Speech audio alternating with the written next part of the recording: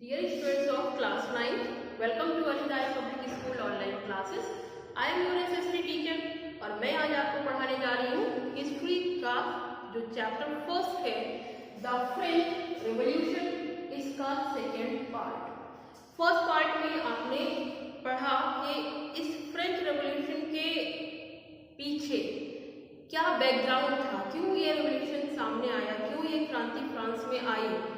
उसके पीछे के बहुत सारे रीजंस मैंने आपको बताए थे कि किंग लुइस 16 के टाइम पे कई सारे टैक्सेस थे जो अलग अलग स्टेट्स ऑफ द पीपल यानी कि सोसाइटी की जो 3 स्टेट्स थी उस पर अलग अलग तरह से इम्पोज होता था, जिसमें से एक ऐसी सोसाइटी थी जिसको क्लेयरली बोलते थे, जो चर्च से रिलेटेड थी, और जो थर्ड स्टेट के लोग थे वो उस सोसाइटी को पे करते थे, इसके अलावा किंग को तो पे करते ही थे टैक्स। तो टैक्सेस भी मैंने आपको बताए थे, और इसके अलावा जो कंडीशन थी सोसाइटी की वो पुअर हो चली थी इन टैक्सेस को पे करते करते। फ्रांस में का जो खजाना था लुइस 16 का वो भी कहीं ना कहीं खाली हो चुका था। उसके रीजंस मैंने आपको फर्स्ट वीडियो में एक्सप्लेन किए हैं। आज हम आते हैं थोड़ा आगे बढ़ गए सेकेंड पार्ट में, और इसमें हम देखेंगे कि कैसे फ्रांस कॉन्स्टिट्यूशन मोनार्की में चेंज हो गया। France becomes a constitutional monarchy. इसके बाद आप देखेंगे France अबॉलिशेस monarchy and becomes Republic. France ने किस तरह से मोनार्की को खत्म करके पूरी तरह से रिपब्लिक हो गया। और इसके बाद हम देखेंगे विमेन रिवॉल्यूशन। तो इसमें सबसे पहले हम चलते हैं France becomes a constitutional monarchy इस टॉपिक पे, और यहाँ पर आप देखेंगे कि 1791 में Louis 16 had signed the constitution। 1791 में लुइस 16 ने कॉन्स्टिट्यूशन को साइन कर दिया। इस कॉन्स्टिट्यूशन को साइन करने के पीछे भी बहुत सारा स्ट्रगल वहाँ की सोसाइटी का है, अदरवाइज लुइस 16 को अपनी जनता का जरा भी ख्याल नहीं था। तो उस तमाम सारे स्ट्रगल के बाद में जब लुइस 16 ने कॉन्स्टिट्यूशन को साइन किया तो क्या हुआ, France becomes a constitutional monarchy. France में कॉन्स्टिट्यूशन तो आ गया but still it was a monarch country. Monarch country का मतलब यहाँ पर पूरी तरह से रिपब्लिक नहीं आया, क्योंकि राजा ही के पास पूरी कमांड थी पूरे देश को, पूरी कंट्री को होल्ड करने की। ये जो कॉन्स्टिट्यूशन था इसके भी कई सारे ड्रॉबैक्स थे, और क्या ड्रॉबैक्स थे इस कॉन्स्टिट्यूशन में, वो ये थे कि पॉलिटिकल राइट्स तो मिले थे लेकिन वो सिर्फ only richer section of the society. जब कोई भी कॉन्स्टिट्यूशन बनता है तो उस कॉन्स्टिट्यूशन में सबसे पहले ये देखा जाता है कि सोसाइटी को क्या राइट्स मिले हुए हैं।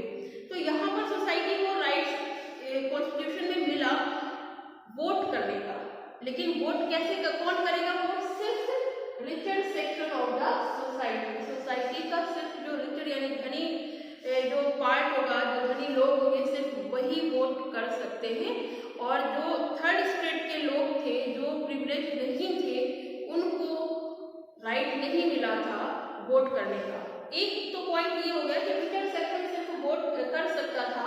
दूसरे पॉइंट पे आते हैं 25 इयर्स ऑफ एज, यानी जो पर्सन 25 साल का है सिर्फ वो वोट कर सकता है, और वो भी किसमें से, रिचर सेक्शन से। Who paid taxes equal to at least 3 days of a labourer's wage, यानी जो मजदूर होता है उस टाइम पे, जो मजदूर था, जो लेबर था, उसकी 3 दिन की जो मजदूरी जो वेज होता है, जितने भी अमाउंट में, मान लीजिए 3 दिन के अमाउंट की उसकी मजदूरी का हो गया, आज के टाइम से इसके हिसाब से देखें तो 1500, तो कम से कम 1500 पे करेगा जो पर्सन, और 25 साल से ऊपर का होगा, और ये टैक्स के फॉर्म में किसको, राजा को पे करेगा, वही पर्सन सिर्फ वोट दे पाएगा। ऐसा उस इस कॉन्स्टिट्यूशन में इस तरह का सिस्टम बनाया गया। एक तो ये हो गया रिचर सेक्शन, दूसरा हो गया ये टैक्स जो 3 दिन के लेबर्स के वेज के बराबर पे करेगा वो सिर्फ वोट डाल सकता है। तीसरा, हम जब यहाँ विमेन रिवॉल्यूशन की बात करें तो विमेन रिवॉल्यूशन के पीछे का रीजन ही यही था कि विमेन को वोट डालने का राइट नहीं था। तो इस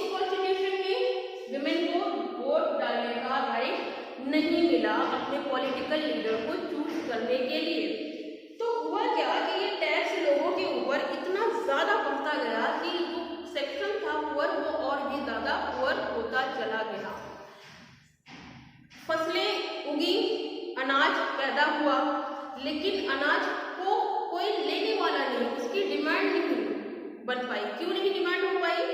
क्योंकि लोगों की जो इनकम थी, एक नेशन की, एक राष्ट्र की जो पर कैपिटा इनकम होती है, जिस पर इकोनॉमी बहुत कुछ ग्रोथ करती है किसी भी देश की, तो वो बहुत ज्यादा निचले लेवल पे थी उस टाइम पे फ्रांस में। तो इस वजह से वहां पर लोग सेटिस्फाइड नहीं हुए इस कॉन्स्टिट्यूशन मोनार्की से, और धीरे धीरे करके वहां पर लोगों ने स्ट्रीट कॉर्नर में जाके चर्चाएं शुरू कर दी, डिबेट्स करना शुरू कर दिए आपस में। इसमें कई तरह के लोग थे, कुछ प्रिविलेज लोग थे जो कि दरबार में भी जाते थे राजा के, और वहां पर बैठते उठते थे और उनको मालूम था कि अंदर क्या हो रहा है, but they were not satisfied, वो सेटिस्फाइड नहीं थे, they were not happy with the decision of king. राजा के डिसीजन से वो खुश नहीं थे, लेकिन वो धनी थे, उनके साथ बैठते उठते थे। तो कुछ ऐसे लोग थे जो वहां तो बैठते उठते थे, साथ में स्ट्रीट्स में भी बैठते थे, आम लोगों के बीच में भी बैठते थे। कुछ एडवोकेट्स थे, कुछ पढ़े लिखे और भी लोग थे, जो स्कॉलर्स थे। तो ये सब एक जगह बैठ के जब बातचीत करते थे, तो धीरे धीरे करके इन्होंने एक क्लब बनाया, जिस क्लब का नाम था जैकोबिन क्लब। अब ये जैकोबिन क्लब जो है, इसका बहुत रोल रहा है फ्रांस के मोनार्क सिस्टम को रिपब्लिक सिस्टम में बदलने में। अब ये कैसे रहा ये मैं आपको बताती हूँ। इन्होंने जैकोबिन क्लब में एक रॉबर्टस्पियर नाम के लॉयर थे, ये अपनी बात को बहुत अच्छे ढंग से रख सकते थे। जब किंग ने कॉन्स्टिट्यूशन बनाया, उस टाइम पे एक असेंबली ऑर्गेनाइज करी थी, वहां पर भी ये एज लीडर गए हुए थे।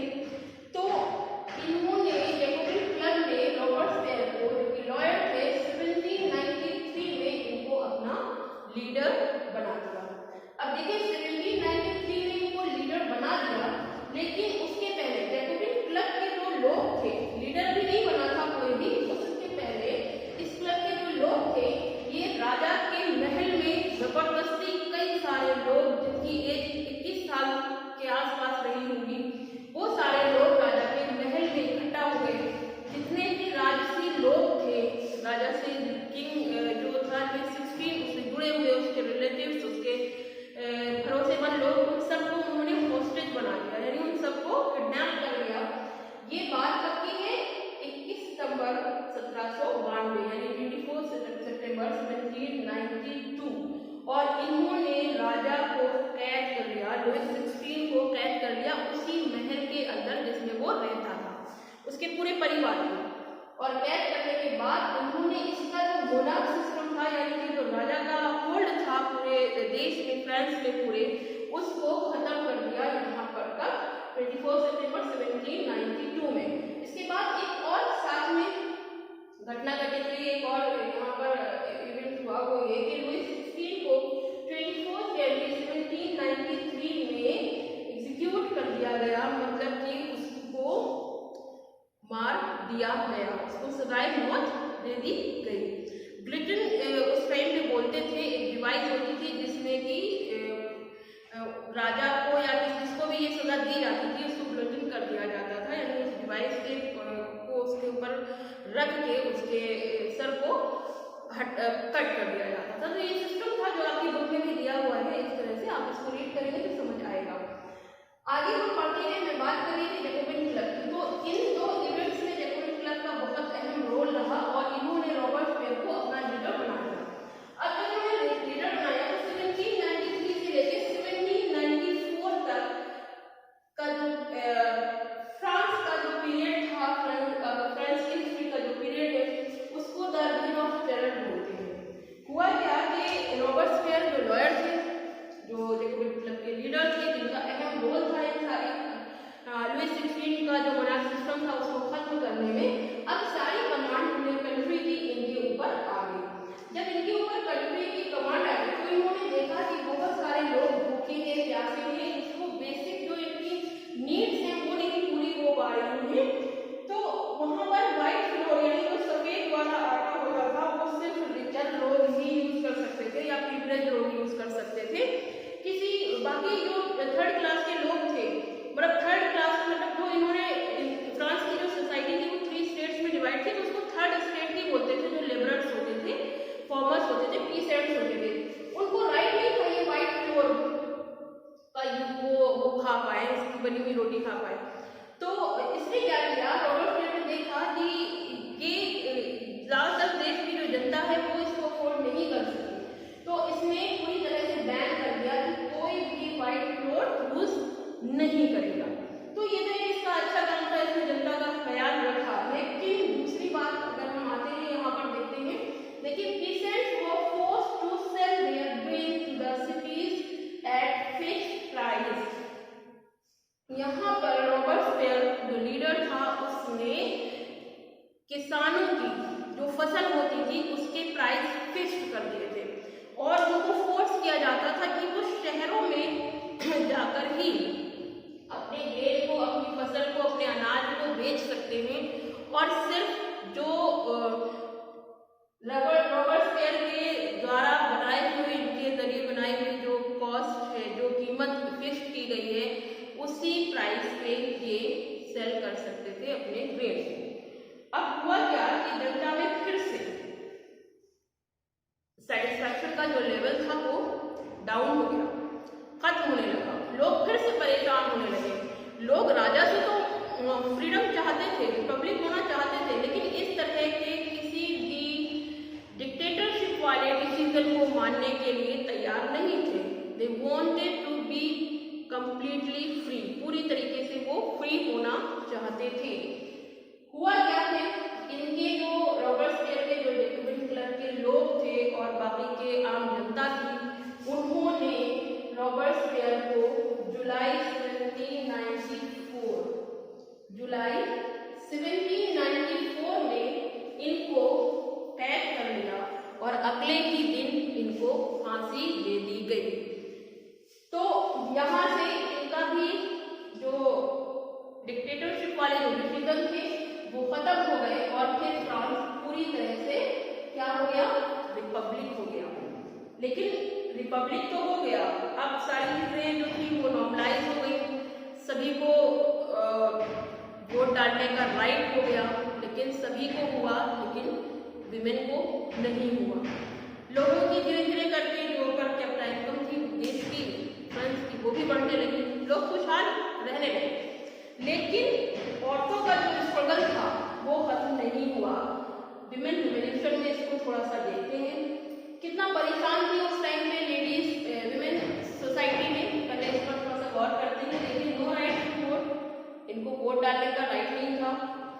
Only richer section could get education, जो रिचर सेक्शन था सिर्फ उसी सेक्शन की विमेन या गर्ल्स एजुकेशन ले सकती थी, बाकी आम जो विमेन होती थी सोसाइटी की उनको कोई राइट नहीं था अच्छी या किसी तरह की एजुकेशन को लेने का। तो बहुत ये बुराइयां थी। फ्रांस जैसे आज के जो आज डेवलप्ड एक कंट्री है, उस टाइम पे कितनी बुराइयां थी। हम बात करें यहाँ पर 18th सेंचुरी की, 1790 के बाद की।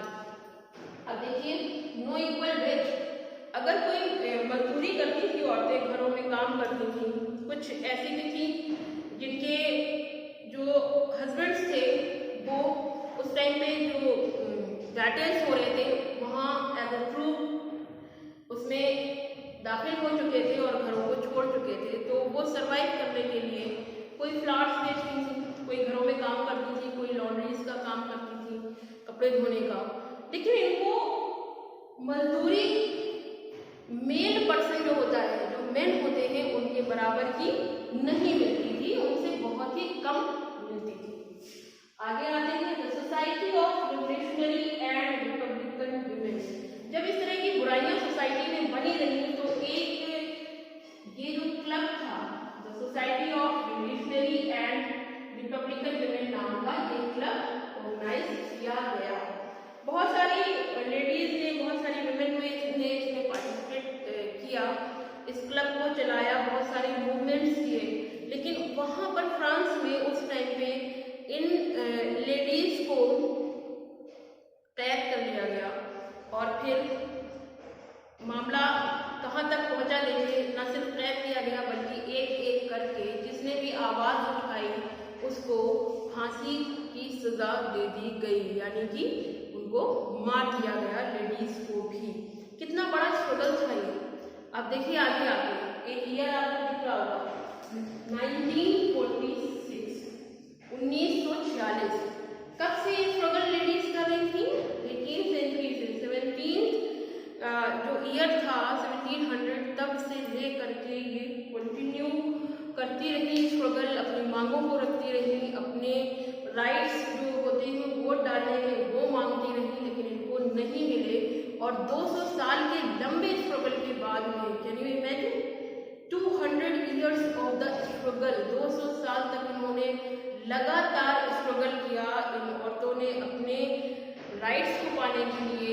और 1946 में इनको ये जीत हासिल हुई, ये राइट इनको मिला। तो ये फ्रेंच सोसाइटी की कुछ चीज़ें थी जो रिवोल्यूशन था फ्रांस में, वो इस तरह से आया धीरे धीरे करके। अभी नेक्स्ट वीडियो में आप स्लेवरी सिस्टम को पढ़ेंगे और इसके अलावा नेपोलियन बोनापार्ट के बारे में भी हम सुनेंगे। Till then, thank you very much.